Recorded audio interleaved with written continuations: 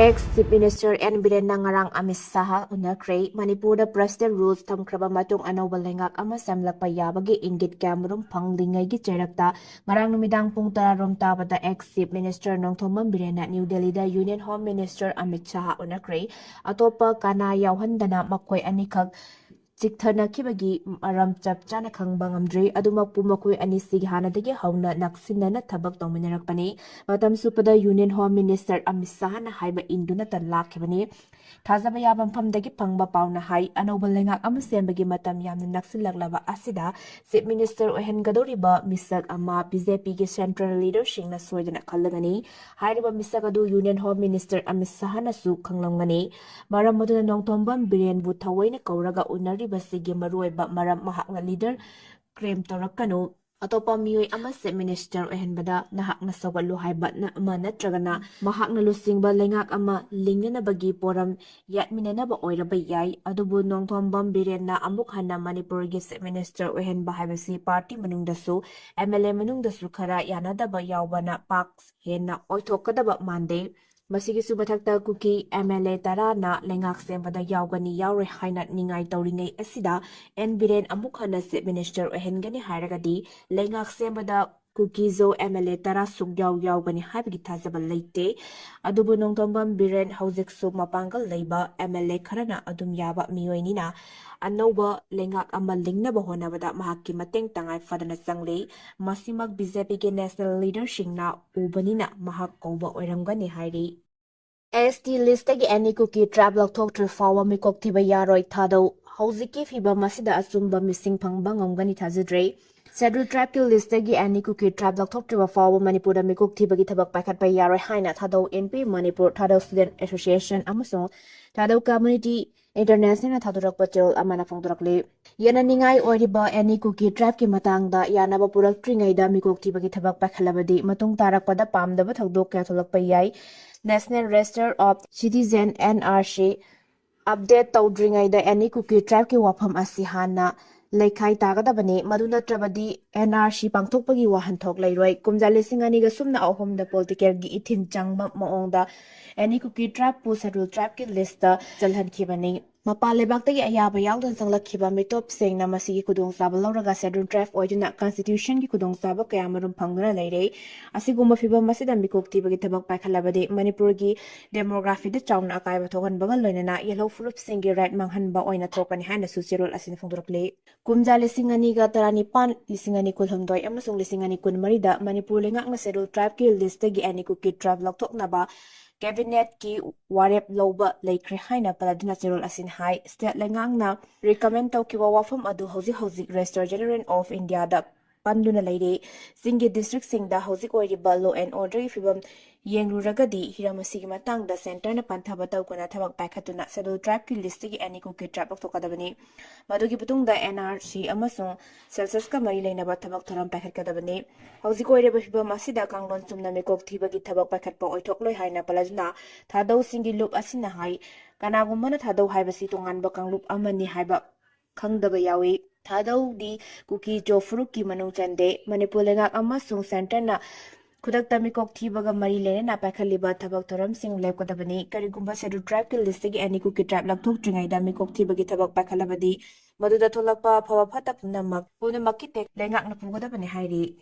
Combined Security Force nampham anida tharamba popi pambi sing yang tatuna manghankre loksang sing mai thadokre police control room na ngarang numidang thokpa chirol amada ngarang security force na forest department ki personnel sing amasung Churachampur district executive magistrate ama yauna district asiki rehingyang police station ki jurisdiction ki manung chaliba sangkong hill range ki ekar tara rompa kompham na tharamba popi pambi sing yang tatuna manghankre hairi mafam asida popi pambi sing yang tapadala tanama sibu thabada sinaba thamlamba thom urea amasung experiencing busing Unnakhre Hari Amaromda Arangsu Combined Security Team na Forest Department ki personnel singa khusum natuna Kangpokpi District ki Cycle Police Station na Koliba as Konompai Village amasung Dangland Village ki singmai da ekar yangkai mangaromda pak pamphom na tharamba popi pambi sing yang tatuna manghanke combined team na popi pambi sing yang tapadana masigidamakta saramba loksang mari fertilizer ki vaccine pipe amasung herbicide sing basing sing phamadu da mai thadok na manghalam le hairi panba yabadi hauji popi pambi sing thaduna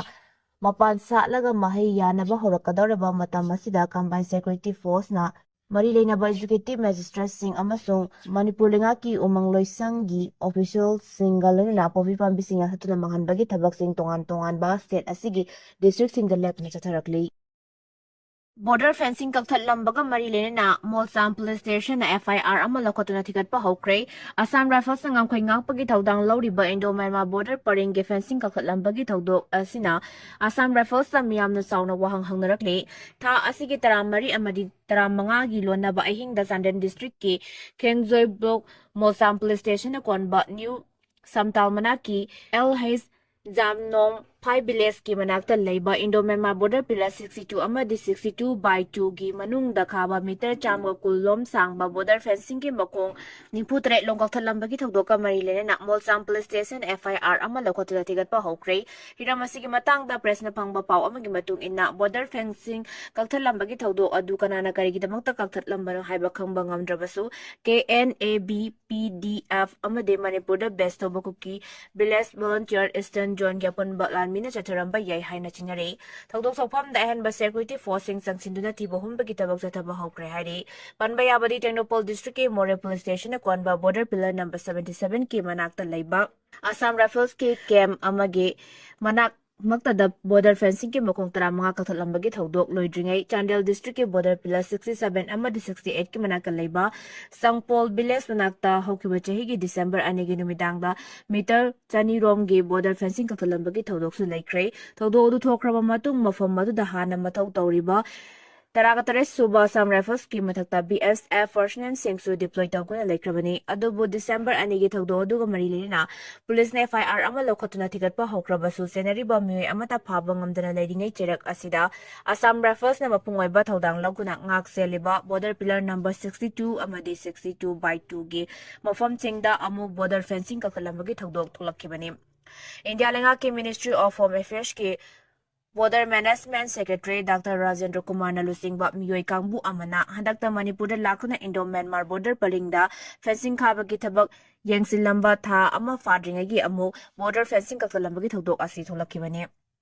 India amadi China Pakistan amasung Bangladesh ka lonaba border paringda kanglon kai na mitop sangba thingnaba kanna honarabasu Manipur gi oina Indo-Myanmar border paring asidi yengsin binaba leitraba amagum leiri Indo-Myanmar gi ngamkhoi ngaknaba thodang lawriba Assam Rifles na Laina masak khangdaba lamhen tu henba singna India gi nation security da singnaraktu kanglon kai na mitop chathoka sin yanaba border fencing tatana kakthatpagi thabak chataramliba asi matau karamnano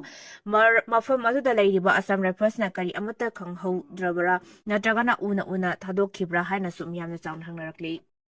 Accident thokpada asokpa hana yengena lambidagi nga laknakre Bihargi Stamai district laibak thiba thodok ama oina lambida khudong thiba thodok thokpada asok apan yawbada lambigi nagyeta leiramba miyamna asokpa adu hana yengena thodok aduda lambida chai thokhiba nga sing laknga duna leiki haina agency gi pauna phongdorakli ngarang ayu anganbada class 7 tamliba Ritesh Kumar Kowa Mahiroi amana coaching class ki damakta lambida chatlingaida pick up truck amana thomduna asokpa apan nangki pickup truck adu nga kaya haptuna purakhi bagari ni amasung Ritesh Kumar da thomlaba matung lambigi nakanda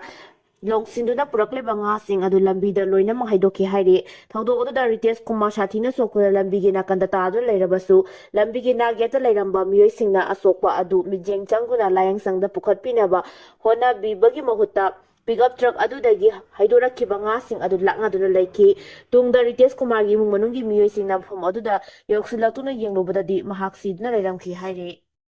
Nupi amagi kai khumna manghanbagi maralda miyoi ani phadok pikre ngasidagi na sahi mari lomgi mamang September ama lisingani kon matoi gi nutin pung amarom tarakpada nupi ama bukai khumna manghan bikhi hajuna Imphal West ki Women Police Station da file tawraki ba complaint report amagi matung inna police station asna lokolakpa case ki wild da ngarang ko na miyoi ani maral leire hajuna phadok pikre ngarang fast track special court number 1 Manipur gi Special Judge RK Memsa gi court na lauthoki ba judgment amasung order gi matung ina maral leire hajun lauthoki ba miyoi ani du gi maming uchiwa leirak achobadagi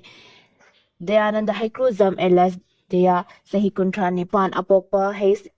Ibomsa Maiti amasung mafam asimaktadagi sagol sem sanahan sahi kuntra taret apokpa S Manikawi court ki order asigi matungina nupi asina departmental store amagi manungda tumduna leiringaida makoi anina mahaki kaikumna mamahan bikibani hairi makoi anina fazadaba thong asi sataba matamda departmental store adugi maningthong mayada sakhangdaba miyoi amana makoi ani bungak senduna leiki hairi thogdo asi September ama lisingani kon matoigi nungtil pobopta thokrabasu logyo oiba knowledge lehaudabadagi victim asina haidoraklaba matung December 2018 da complaint report adu file tawrakibani hairi report asigi matung in Imphal West ki Women Police Station na POCSO Act ki section 6 amasung IPC section 34 ki makada case FIR number 40 close 12 2021 register tawguna lokotkibani police ki makaidigi janari bomiyoi ani asi fabagal loina tatarakiba investigation ki matung ina case asigi charge sheet kota langkhat lakpadagi court asina special trial POCSO case number 12 of 2023 lokalaga masigi wal tatharakibani hairi adumoinamak tawdog asigi matangda police ke makedigi case asi POCSO Act 2012 amasung IPC section 34 ki makada lakhalabasu prosecution ki makedigi POCSO Act ki section 6 ki makada wal zathanaba charge frame tawba ngamdabagal loina court ki makedigi su convicts ani asinak common intention da thawong asi tharambana court ki makedigi makoi anibu IPC section 376 D gi makada mara laire haitna LOUTHOK panba yabadi case asigi hearing December 19 amasung tha asigi tareta pangthoklaba matungda reserve tawguna thamlakkiba while asigi judgment amasung order na ngarang court asina LOUTHOK hai BJP के national president election थासी कुंडपंग तुलगनी Nitin Nabin अनकंटेस्ट ओइना खल्लबा यारी लुरिंग Bharatiya Janata party BJP national president JP Nanda की president ओइबगी ताम लुइसिनखिबगा लोइना party असिगी अनौबा national president खन्नबगी था असि कुंद पतम पिख्रे party असिगी national returning officer के Lakshman नथोकपा official notice के मतुंग इन्ना हारिबा इलेक्शन असिगी दमगा था असिगी 18 गी नुंथिल पुंग अनि दगिना पुंग मरी फावगी मनुंगदा कैंडिडेट सिंगना नॉमिनेशन फाइन तौगदबने अदुगा मखोइगी नॉमिनेशन विड्रॉ तौबगी मतमना नुमित असिगी नुमिदा वारंग पुंग मंगादगिना तरुक फावबन हाइरि अदुगा कैंडिडेट सिंगना पिसलाकिबा नोटिफिकेशन पेपर अदुगी स्क्रूटिनी गी मतमदा नुमितुगी नुंथिल पुंग मरीदगिना मंगा फावगी मनुंगदा तौगनी हाइरि करिगुंबा बोट तौगुना नेशनल प्रेसिडेंट खनबा तारबदि था असिगी कुन हाइबदि बोट हेगलोइबगा अनवा प्रेसिडेंट की ममिंग लाउथोकने फम असि पांगथोकदौरिबा all asi Delhi da leiba party asigi headquarter dani hairi BJP gi manungdagi phangba paw amagi matung inna hoji BJP national working president gi fam pariba Nitin Nabin asi party asina an oppose habadi atopa contest tawba candidate yaguna party asiga anoba president oina hablakpa yabagi chawna othokpa lai hairi maramdi Nitin Nabin asi BJP gi makok thongba maru oiba prime minister Narendra Modi amasung home minister Amit Shah na phongna sawalli haiba mamangda uthokkiba laire hairi Kumza lising ani kunmari da Indiana malem gi khwaidagi yamba diabetes missing leiba leibak oikre study Kumza lising ani kunmari da miyoi million marfu diabetes ka sagona duna India gi malem gi oinani shuba leibak oike China na million chamaga nipu nipanda ahan boiraga USA na ahum suba million kuntrama panda leiki haina The Lancet Diabetes and Endocrinology Journal gi study amada phongdurakli Belgium da leiba International Diabetes Federation amasung Chennai da leiba Indian Diabetes Research Foundation amasung Dr. K